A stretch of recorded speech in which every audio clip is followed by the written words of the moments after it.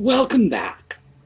Well, I've moved a chair right over next to me so that Audie can sit here and get all the attention he wants, which is in fact all the attention in the world, because as you know, he dislikes the heat, and he seems to think I do this to him on purpose, probably because I'm angry with Gat.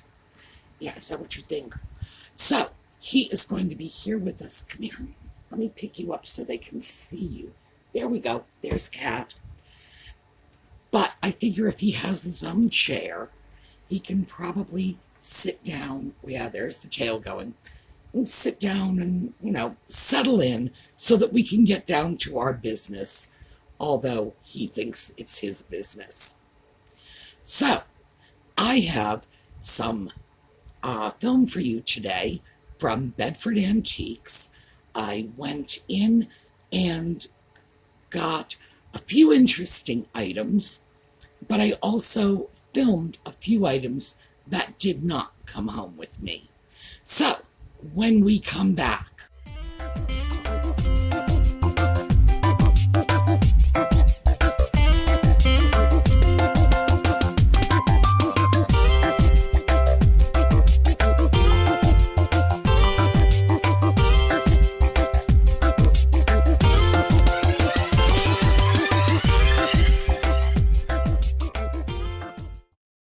well, the first two pieces I'm going to show you are right in the entryway.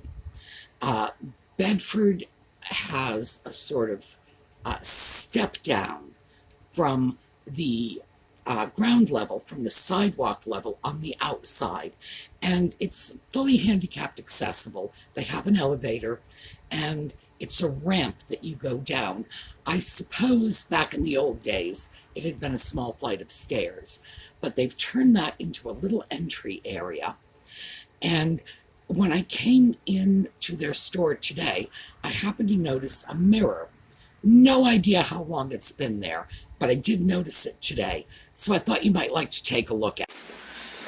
Well, I'm not sure how long this has been here, but this is a remarkably pretty little mirror. $30. Very, very interesting. My best guess is this is probably from around the 1890s. The wood is dark, so it's hard to see the detail, and I'm going to get up close. Very pretty. And I'm surprised I didn't notice this before. This is a very pretty piece. It certainly caught my eye. And this mirror was not intended to be a wall mirror. The wonderful little curved area down at the bottom and the two holes in the side tell me it was originally on a dresser. And it was one of those dressers that had the two supports on either side, two big bolts coming through to hold the mirror, and then you could angle the mirror however you want. Tip the top a little forward, a little back, so it could accommodate people of different heights as they looked at themselves in the mirror. Wonderful little piece. Looks great as a wall mirror. I really like that little, sort of curve at the bottom rather than the more normal squared off bottom section. And $30, not a bad price at all. And although you can see from the glass that the mirror is old, the silvering is a little scratched. Not as bad as I've seen on some of them. So that's interesting. That was just something to show you because it was not coming home with me. But while I was still on that ramp going down, I happened to notice a plate that I thought I would show you. Okay, China, right? No, England. $12, and there's a little chipping, so it's not coming home with me. But I thought you might enjoy seeing a piece that is an English version of the China from China. Now, this is something I find really interesting.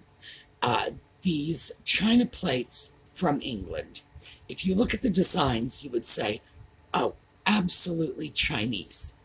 I tend to look at them and say, Chinese or Japanese, because the Japanese were also early adopters of those Chinese patterns, and they began producing china plates, as in plates that look like they came from China, all on their own, as did many of the better porcelain companies in England. The particular design of that plate was from the late 18th century. It was a reproduction of a design that was popular in the late 18th century. The British had imported Chinese pieces, and the local porcelain companies in England, and Staffordshire, Wedgwood, and many of them are well known to us still today, began making their own versions of Chinese china. And that is, by the way, how we came to call our China service China, because the Chinese were far and away the leaders in this production. So, thought you might like to see that. I'm always fascinated by these plates when I look at them and say, ooh, Chinese plate, turn it over. It's like, no, England. As I wandered on, I went over to a little booth. Now, the last time I was at this particular booth, I got a really lovely little geisha-ware bowl. And I remember saying on the video at the time, that will not last long in my Etsy shop at all. And the truth is, it's not even making it to my Etsy shop. Someone saw it on the video, sent me a note and said, ooh, I want that. So yeah, it was sold before it even hit the shop. Geisha-ware pieces, when they're really nice like that, I have no difficulty finding buyers for them. And I understand that, because they are beautiful pieces when they are well done. And I went back in, and this particular shop had some more interesting pieces, and I was actually able to grab 3 of them. So let's take a look. Well, this piece is a really interesting dish. Hand-painted. The floral design is beautiful. It's the edge shape and that little bit of reticulation that really appeals to me. Not to mention the fact that the center of the plate is naked, which would make it perfect for drilling through as a tidbit tray. $3, absolutely coming with me. This one, Limoges, $7. Let me see if I can get that so it doesn't reflect the glare. Really pretty piece. There's a little rubbing right up here. Nevertheless, again, pretty piece, and I think that one's going to come with me. And I'm just going to sort of price average and say 2 for $10. This piece, $9.50. Boy, I really like this. It's right up at the edge of my limit for what I pay for these things. This is a teapot trivet, and I have to say, it's really gorgeous. And I expect this is the sort of thing that might appeal to teapot collectors or tea drinkers. So I think this one is coming with me, close to my limit, but still under it. Now, the first piece, that little $3 reticulated plate, the reason the price was low was because there was a lot of wear to the gilding, but it doesn't affect the fact that it has like this gorgeous silhouette, very ornate, totally asymmetric. The reticulation is all on one side of the plate. I love that. I love it when it's an unexpected design. those pieces always catch my eye because I see so much china that it tends to be the unusual things that I gravitate toward. And that was a great little piece. $3. How can you say no? And then right next to it was that wonderful $7 Limoges plate. And there was a little bit of wear to the design on that one, but overall, not very much at all. Very heavily gilded. Of course, Limoges carries its own cachet. And that also was just a great piece because, again, unusual. And that one was unusual because it had clearly been a very high-end piece. That sort of gilding is just, well, it's costly to produce. Therefore, you pay for it on your end. So at $7, that was a really, really good deal. And of course, the teapot trivet. That one was $9.50, so it was right up to the edge of my little $10 limit. But the piece was just so lovely. And I do a lot of business with teapots, which means a lot of my Etsy customers are teapot collectors. And I rarely manage to keep a trivet in my Etsy shop for any length of time. A good trivet, or even a not so good trivet, will sell out very, very quickly. They're extremely popular. But this one is just beautiful. So I thought, well, I rarely go out of my way to buy trivets. If they fall into my lap, yes. But this one, because it was so really nice, yeah. Now, personally, if I had a trivet like that, I would not put a teapot on it because I would want people to enjoy the trivet. But what can I say? I'm not that big a tea drinker. So those were all from a booth. And I've talked about this before. That particular booth, heaven only knows how they price things. Some of the things are just very overpriced, frankly. Others are great bargains. And even things, the trivet was not what I would call a great bargain. But for how beautiful it was, for under $10, yeah, I gotta say, that was a good deal. So I love the shops like this where who knows where they get their prices from. It could be they themselves paid more for a certain item and consequently it's reflected in the price they charge. It could be they just look at it and say, I think that's worth about $3 and slap a sticker on it and let it go. But I love places like that because you will invariably get really good deals because even though they price some things over, they're bound to price some things under because, again, it's whatever that little unusual formula they have in their head is telling them to slap on the sticker. I love it. I can't get enough of booths like that. So, bargain hunting. Back to one of Paul's cubbies, and this is the little china cabinet he keeps on the first floor. I usually go and check that out, and this time I didn't even have to look. The piece I wanted was sitting right on top of the china cabinet. What we have here is a little Bisque Baby, and just in case you're wondering, we're back at Paul's cubby. $7. We've got a sticker on the bottom. I'm pretty sure that is a New Orleans sticker, which is one of the Japan import companies. When I have a chance to see that in a sharper light, I will be able to make it out, I'm sure, because these stickers, in addition to being colored, they were also embossed. So I should probably be able to make out the name.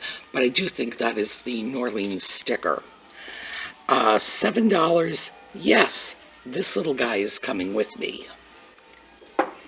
Now, that Japan Bisque Baby is going to become a Tidbit tray topper. I like to get really interesting and unusual items to throw on top of an otherwise rather ordinary Tidbit tray, because it gives it a lot of style, a lot of panache, and you never know what's going to appeal to people.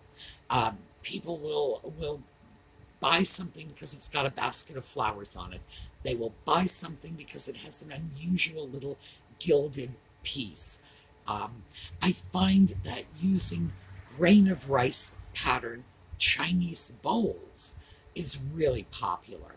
So this one, I think that's adorable. The baby coming out of the flower, too cute for words. And I had said a couple of months ago, I rarely come across bisque pieces that were imported from Japan in the mid-century. Now, I know they were out there, but I don't come across them.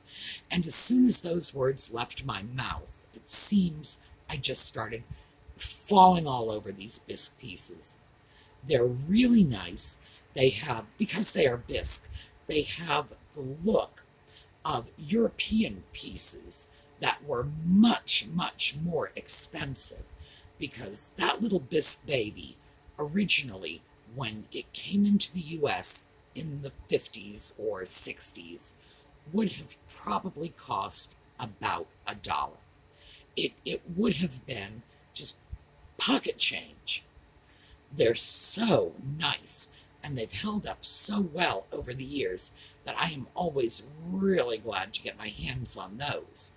So at $7, may seem like a lot, but I will splurge on my little Tidbit toppers because they make it the tray, frankly. It's just, that's the sort of thing that people will look at and say, "Oh, I must have that."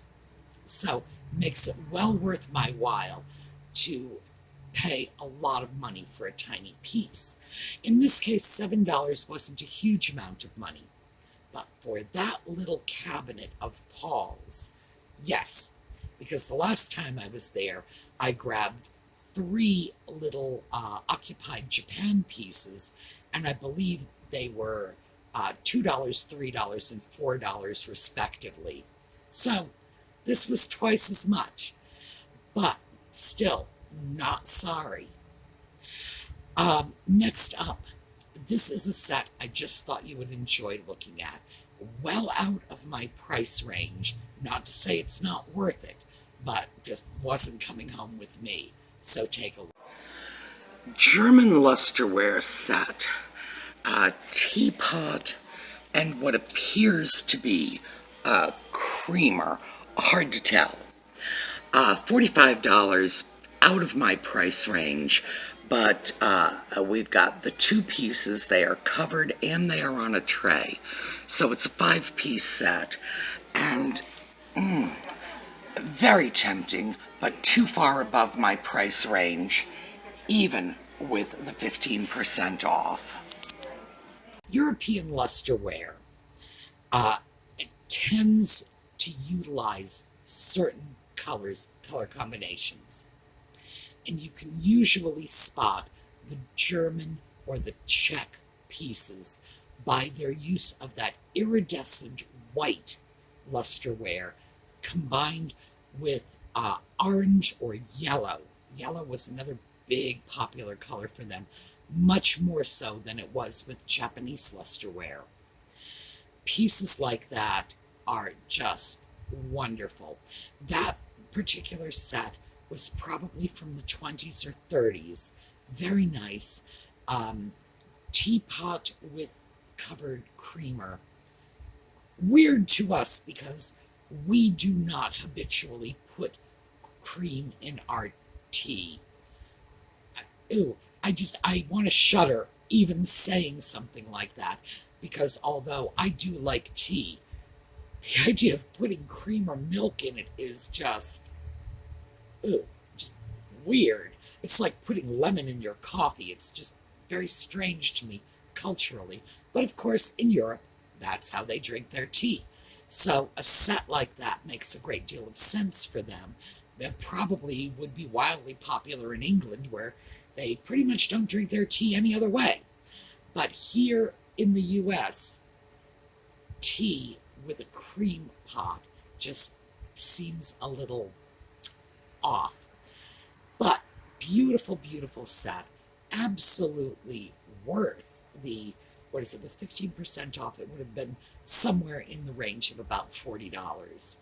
Well worth it. Not coming home with me. I can do a better job of bargain hunting. But I did think, because it was such a nice set, that you would like to see it. So, next up, another little bisque piece, unmarked, but probably also Japan. Here you go. Well, $3.50. It's a little bisque kitten. I absolutely cannot resist this little guy. So, this guy is coming home with me and will be a topper for a Tidbit tray. Well, that little kitty cat is probably going to make its way onto a Tidbit tray as well. It was just the sweetest little thing, a little white bisque kitty. I know, little black kitties are my favorite. I'm probably not going to show it to Audie. He thinks he's the only cat in the world, so I don't want to disabuse him of that notion. But sweet little piece, $3.50. And that, of course, is a very good price for a little piece like that. Very nice. That came from a booth that, again, it's kind of a mixed bag. I find a lot of interesting pieces there, but I really have to hunt for them.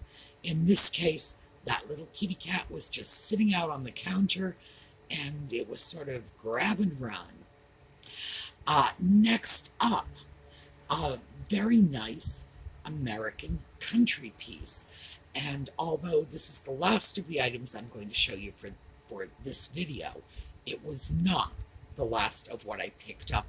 I was able today to get a number of really nice American country pieces, and I'm always glad to do that because there are American country collectors out there. This is how they decorate their homes, and it's a market that I do not wish to overlook, not just because it's a lucrative market out there, but because I have customers who want this. So, Williamsburg Potteries. Okay, this is a gorgeous little American country pitcher. I'm going to call it a creamer. It's from Williamsburg Potteries, and it's $12. So it has a friend over here that is larger. There's the size comparison. The friend is 16. I am tempted, but I am going to stick with this one. And frankly, if it sells quickly enough, I may come back for its friend. Williamsburg Potteries produces some really high quality pieces, and this is beautiful. Their designs are very much like this, a sort of gray beige. This comes from the natural color of the clay. And then cobalt blue designs, usually very simple, as these are. So it's easy to spot these from a long way off, and I certainly think this one is going to be worth taking with me. They are heavy, so shipping costs are high for these pieces, but the people who want them don't have a problem with that. Now, I'm calling that little pitcher a creamer simply because of the size. I'm going to say creamer because it's a smaller size, and the Williamsburg Potteries have their own story. This is part of Colonial Williamsburg, and if you will recall, I mentioned my friend Karen rather often. She is the woman who worked at Colonial Williamsburg for many years, retired, and sold on eBay. That was her sort of post-retirement job, and within a year or two was so successful she had made up the same income she had earned when she was working full-time.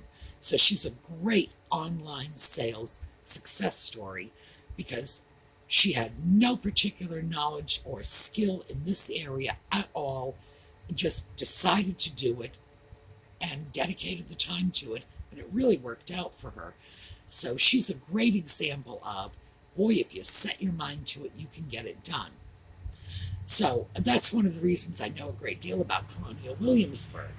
And the Williamsburg potteries are using the same techniques they used back in the Colonial Williamsburg period. And at this point, we are going back like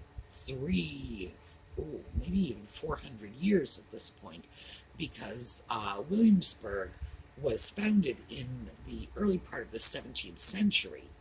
So, yeah, very old. They do everything by hand. Their pottery is wonderful. It's very distinctive. When you look at that piece, if you pay attention to those Colonial Williamsburg pieces, you'll recognize them when you see them again. And they are all marked. They have stamps on the bottom where it's impressed into the wet clay. And they tend to use the white clay. It's a bisque clay, and it has that sort of gray beige cast to it. That's the clay. That's not a colored glaze. And then the designs are very restrained, usually just a cobalt blue flourish or flower or whatever painted on it, because that was how they did it these many hundred years ago when they were first making pottery there. And this is, colonial America. Gorgeous pieces. I love it when I can get my hands on them, because Colonial Williamsburg pottery is known all over the country. It's not especially close to me here in Pennsylvania, but it is Virginia, so it's not that far away. But of course, people who are in California or Nevada or Arizona do not have this stuff in their backyard. So there is a built-in market for this online. If you can offer a piece like that, especially if you can tap into a national or even international market, it will sell itself, because it's beautiful, high quality work. Wonderful, just American country that's got a great rustic look to it without looking shabby or unfinished the way some rustic pieces do. Lovely stuff. So I'm always thrilled when I can get it. I did not go for the second picture, even though I probably should have. $16 is not too much to pay for it. But because this is really heavy pottery, the shipping costs on that can be high, especially if it's going to the other side of the country. So I do have to be somewhat careful about how much I pay for these pieces, because I have to be mindful of the customer's shipping costs when I price it out. So a piece like that, I paid $12 for it. I need to price that under $20, which gives me a very low margin for profit, fees, packing. And I have to do that because I know there's going to be another $10 on the customer's end for shipping. And I don't want to price myself out of the market. That would be foolish. However, knowing what these pieces go for, if you buy them directly from the pottery, and keep in mind there's sort of that tourist markup in there too, it does justify a bit of a higher price. When I get things like this, I try very hard to keep the price as low as possible, because, as I say, it's a market that is out there, and I have regular buyers who do collect in this area, and because I don't see quality pieces as often as I would like, it's a market that I neglect. Not intentionally, but just because I don't have the items to offer them. So when I do get them, I want to make sure they're affordable so that I can get them into the hands of the people who want them at reasonable prices. So that's my lengthy babble about heavy pottery. But as a reseller, you have to always be mindful of how much your customer is paying overall. If you have a piece you know is going to be expensive to ship, then it would behoove you to do your best to keep the actual cost of the item low to offset the higher shipping costs. Otherwise, you really will price yourself out of the market, and they will buy from a seller who is more more local to them, because shipping across the country, which is what I have to do. I'm located in Pennsylvania. So if I were located in Chicago, shipping costs all over the country might be a little different. Well, they would be a little different, frankly. But because I am in Pennsylvania, I need to be mindful of the fact that folks in California are going to have to pay a higher price when they are buying heavier items. And it never hurts to consider your customer's pocketbook. All right, so that's what is going on here. Audie has fallen asleep. Surprise, surprise. I am going to give you a little slideshow on the way out, and I will see you all tomorrow. Have a terrific day.